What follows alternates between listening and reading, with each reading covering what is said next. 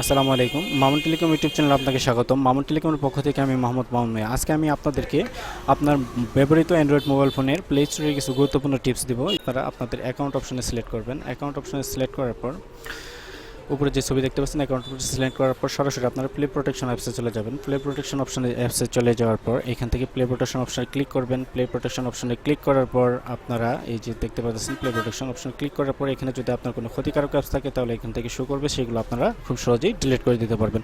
অর্থাৎ আমার এখানে কোনো নো হার্মফুল অ্যাপস, অর্থাৎ আমার এখানে কোনো ক্ষতিকারক অ্যাপস নাই। সো এই ক্ষেত্রে আমি এখান থেকে স্ক্যান দিয়ে দেখবো আমার মোবাইলে কোনো ক্ষতিকারক অ্যাপস আছে কিনা। সো স্ক্যান দেওয়ার পর আপনার এখানে স্ক্যানিং হচ্ছে। স্ক্যানিং হওয়ার পর এখান থেকে দেখেন কোনো ক্ষতিকারক অ্যাপস নাই।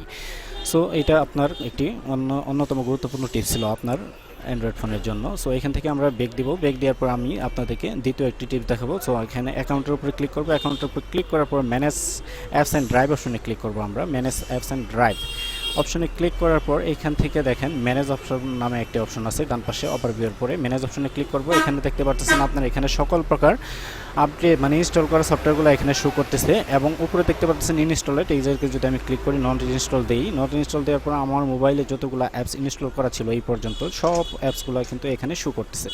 সো এইগুলো কিন্তু আমার মোবাইলের জন্য একটি স্লো হওয়ার কারণ হচ্ছে অন্যতম। সো এগুলো আমরা চাইলে এখান থেকে রিমুভ করে দিতে পারবো, কিংবা কোনো প্রয়োজনীয় সফটওয়্যার যদি থাকে আমি এখান থেকে ইনস্টল করে নিতে পারবো সহজেই।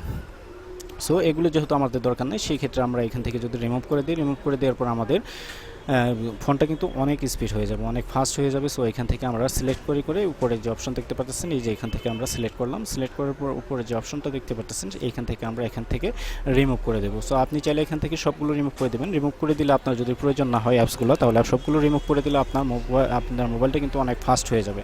এটাও কিন্তু আপনার একটি অন্যতম টিপস ছিল আপনার জন্য। সো তারপরে যে আমি আপনাদেরকে টিপসটা দেখাবো সেটা হচ্ছে আবার আপনি অ্যাকাউন্টে ক্লিক করবেন। অ্যাকাউন্টে ক্লিক করার পর সরাসরি আপনি চলে যাবেন। অ্যাকাউন্টে ক্লিক করব, হ্যাঁ অ্যাকাউন্টে ক্লিক করার পর এখান থেকে সরাসরি আমরা এখান থেকে সেটিংয়ে চলে যাব। সেটিংয়ে আসার পর এখান থেকে দেখতে পাচ্ছেন নেটওয়ার্ক প্রিফারেন্স অপশনে ক্লিক করব। এইখান থেকে দেখতে পাচ্ছেন অ্যাপস ডাউনলোড প্রিফারেন্স অপশনে ক্লিক করব। অ্যাপস ডাউনলোড অপশনে ক্লিক করার পর দেখেন এখানে লেখা আছে ওভার এনি নেটওয়ার্ক, অর্থাৎ আপনি মোবাইল ডাটা দিয়েও আপনার অ্যাপসগুলো ইনস্টল আপডেট নেবে এবং ওয়াইফাই থাকলেও আপনার মোবাইলের অ্যাপসগুলো যা আছে সেগুলো আপডেট নেবে। এইগুলো আপডেট নেওয়ার কারণ হচ্ছে আপনার মোবাইল স্লো হয়ে যাবে। আপনি যদি এমবি কিনেন তাহলে কিন্তু আপনার এমবিগুলো খুব তাড়াতাড়ি শেষ হয়ে যাবে, কারণ আপনার অ্যাপসগুলো আপনার অজান্তেই অর্থাৎ আপডেট নিচ্ছে। এই জন্য আপনার কিন্তু এমবি খুব তাড়াতাড়ি শেষ হবে। তারপর যদি এখান থেকে আমরা ওভার ওয়াইফাই নেটওয়ার্ক সিলেক্ট করি তাহলে আমাদের কিন্তু কি হবে, ওয়াইফাই দিয়ে কিন্তু আপনাদের করা হবে, ওয়াইফাই দিয়ে কিন্তু আমাদের সফটওয়্যারগুলো আপডেট হবে। তা এটা দিয়েও সমস্যা আছে, আমি আপনাদেরকে সাজেস্ট করব এটা দিতে, কারণ ওয়াইফাই দিয়ে চালাইলেও আপনাদের হ্যান্ডসেট স্লো হয়ে যাবে। সো আপনাদের যদি কোনো কিছু আপডেট করার প্রয়োজন মনে হয় সেক্ষেত্রে আপনারা ব্যাক দিবেন। ব্যাক দেওয়ার পর এখান থেকে আবার অ্যাকাউন্ট অপশনে যাবেন, ম্যানেজ অ্যান্ড অ্যাপস অপশনে ক্লিক করবেন।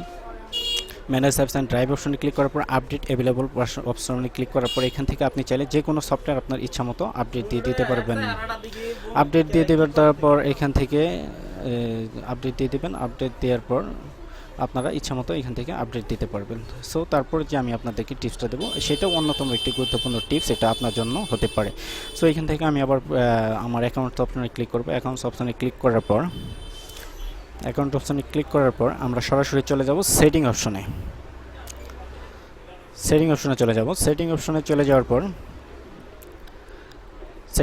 যাওয়ার পর এখান থেকে দেখতে পারতেছেন ফ্যামিলি নামে একটা অপশন আছে। ফ্যামিলিতে ক্লিক করার পরে এখান থেকে প্যারেন্টাল কন্ট্রোলস আছে। প্যারেন্টাল কন্ট্রোলসে ক্লিক করার পর এখান থেকে দেখেন এটা অফ করা আছে, এটাকে আমরা অন করে দেবো। অন করে দিলে দেখেন এখান থেকে আমরা যদি অন করে দিই একটা পাসওয়ার্ড চাবে। সো এখান থেকে আমি একটা পাসওয়ার্ড দিয়ে দিলাম 1234 আবার একটি পাসওয়ার্ড দিয়ে দিলাম 1234 দিয়ে দেওয়ার পর ওকে করলাম। এটা দেওয়ার কারণ হচ্ছে আপনার ফোন থেকে যদি কেউ কোনো খারাপ কোনো অ্যাপস ডাউনলোড করতে চায় সেই ক্ষেত্রে কিন্তু এই পিনটা চাবে, অর্থাৎ এই পিনটা ছাড়া কিন্তু সে কোনো অ্যাডাল্ট অ্যাপস ডাউনলোড করতে পারবে না। সেই জন্য আপনার এই টিপসটা অনেক গুরুত্বপূর্ণ, আমার মনে করি এটা অনেক গুরুত্বপূর্ণ বিষয় হতে পারে আপনার জন্য।